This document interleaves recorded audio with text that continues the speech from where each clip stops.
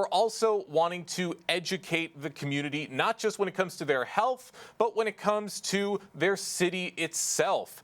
And Oakland County Clerk and Register of Deeds Lisa Brown is going to be hosting 2 town hall meetings coming up focused on election protection and security, titled Defending Democracy.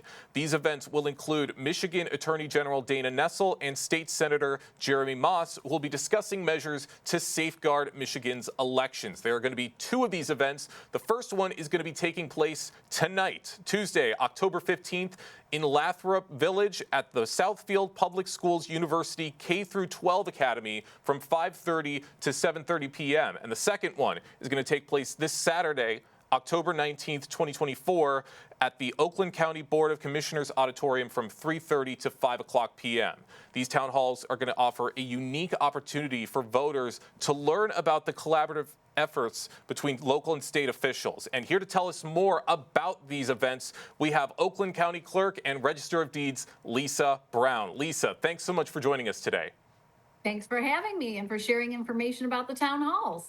Absolutely. It's great information and very crucial for everyone to know, especially as election season is very much coming up. We got the elections in just a few weeks. So what prompted you to organize these Defending Democracy town hall meetings, and what do you hope attendees will gain from them? It's kind of 2 questions in one that I can put the answers together. There's been a lot of misinformation, disinformation, and malinformation about our elections and the processes that we have in place.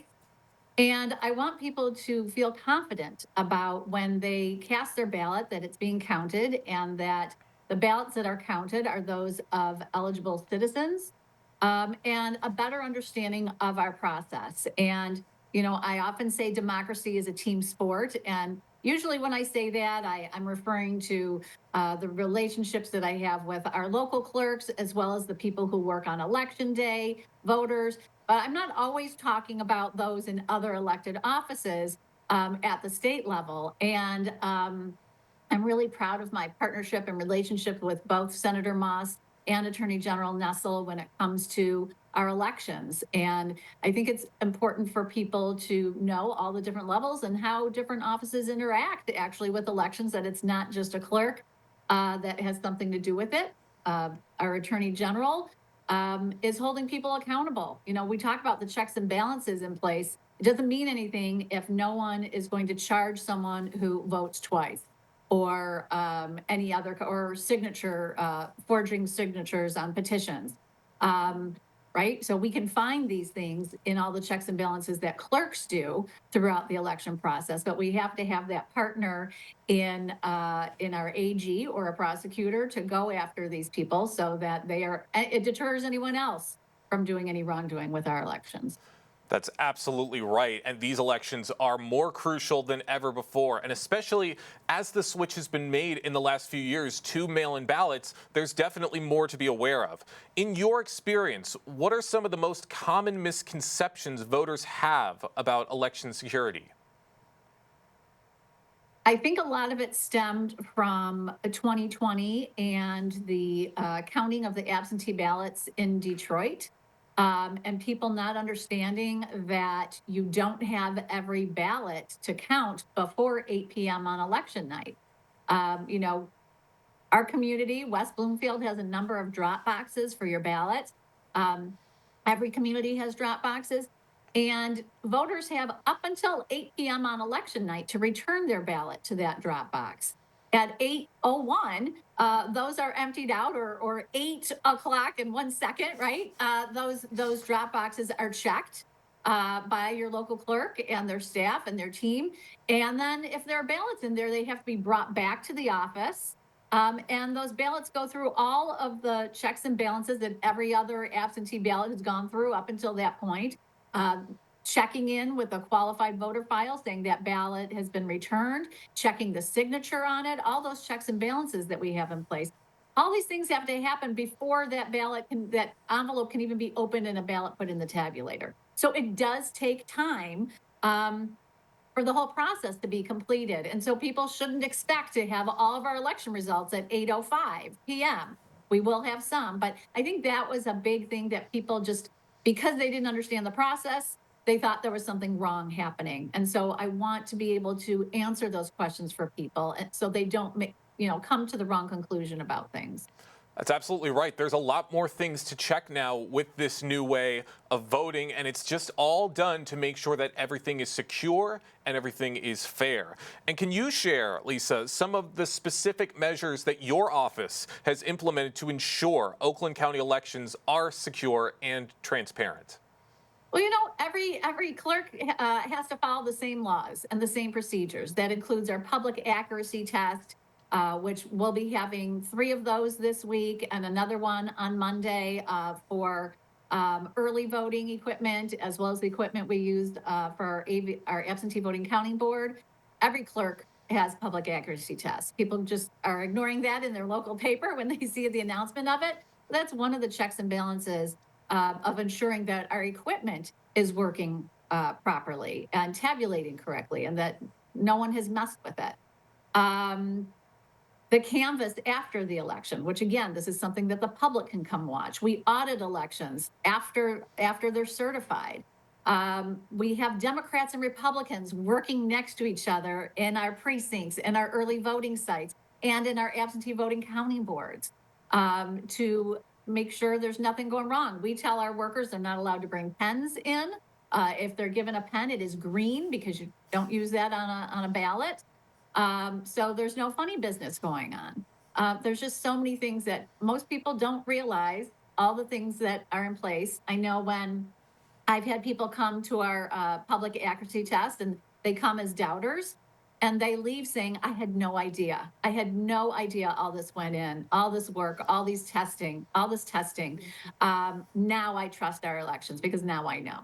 That's absolutely right. A lot of work being done to keep these elections fair. For those just joining us, we are talking with Oakland County Clerk Lisa Brown about the Defending Democracy town halls. One is coming up tonight, October 15th. The other is coming up this Saturday, October 19th. And you talked about this a little bit earlier, Lisa, but how does collaboration with the state officials like Attorney General Nessel and Senator Moss strengthen the election protection efforts right here in Michigan?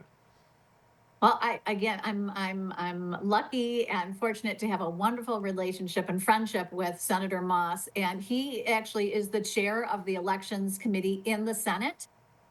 So to have his ear and to know that he has said to me, I'm not going to pass something, I'm not going to pass legislation that the clerks don't think is good.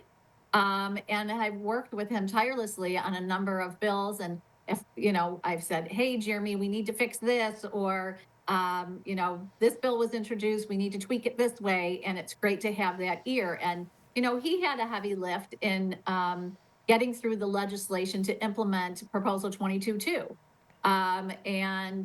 So having his perspective and also his ear and being able to share his perspective to the people of Oakland County as well, I think is important. And as I said, with Attorney General Nessel, like I said, we find if there's a crime that's been committed, if somebody has voted twice, if there's a forged signature, we find that and we report that. And having her prosecute people or charge people with these crimes, that she doesn't shrug it off and say, oh, it's not a big deal, oh, it's one voter or anything. She takes all of this very seriously, and I appreciate that so much, that I know that we have someone who will hold everyone accountable, and that's what we want, right? Everyone is to play by the same rules, and when you don't play by those rules, there are consequences, and her role in that is incredible. That's absolutely right. If you're thinking about interfering in any way, you will be caught. That is something to keep in mind. And it's not just the election workers and people like Attorney General Nessel and Senator Moss who are helping out with this. It's the community itself. It's the voters. And can you talk about what role you see local communities playing in supporting secure and fair elections?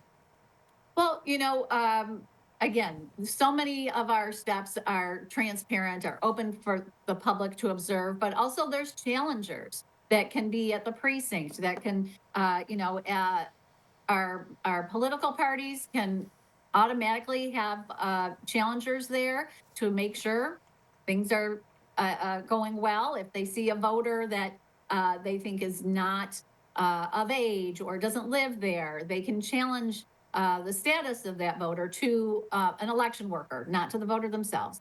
And then third parties. So talking about members of the community, these are nonprofits that can apply to have challengers as well. So as I say, it's a team sport. It takes a village, and everybody can play a role in this. And if I've heard a lot of people say, "Oh, I heard, I don't know, some sort of something nefarious, right? I heard a bunch of people that somebody stuffed the ballot box." Right. If you think that you have knowledge of a crime, you have an obligation to report that. But I will say that our checks and balances would find that out as well. But the sooner we can find something out, the better. But I hear a lot of that anecdotally, like, oh, my neighbor said that their sister-in-law said that da da da da da. Um, I also want to say, if somebody has a question, if they have a doubt, you can reach out to my office, you can reach out to your local clerk's office. There's a lot of misinformation, disinformation, and malinformation out there. And um, find a trusted source. See, if it's not your own local clerk, call another local clerk. If you feel like it's a political issue, which it isn't, we all do our jobs in a nonpartisan way. We take an oath of office to uphold the Constitution of the United States and of Michigan. And I Democrat or Republican or appointed, it doesn't matter. We all adhere to that oath and take it very seriously. But it bothers me that people are getting information from people who are not election administrators and really don't know election law in Michigan. That's right. And it's great that it's great the work everyone on your team does, not just you guys, but the voters themselves. Lisa, I don't want to take up too much more of your time. I got one more question for you. Looking forward, how do you envision the future of election security evolving in Michigan and the broader United States? You know what? Michigan already has a top-notch system, from our very robust test deck that we use in our public accuracy test, our logic and accuracy testing of all the different ways that a ballot can be voted, to make sure that the tabulators are reading it correctly, to the canvas. Our board of canvassers is made up of 2 Democrats and 2 Republicans, to the audits that we do. We are really, when it comes to election security, Michigan is at the top of the list. The qualified voter file, it has multi-factor authentication in order to log in. I have to every month double check the people in my office to ensure that if somebody no longer works here, that they no longer have access to the qualified voter file. So it's a year round. It's not it just gets too close to election and we start doing election security things. It is a year round process of ensuring that our elections are accurate, secure, and fair. And it's great work that you do. Lisa, thank you so much for your time today. My pleasure. Thank you.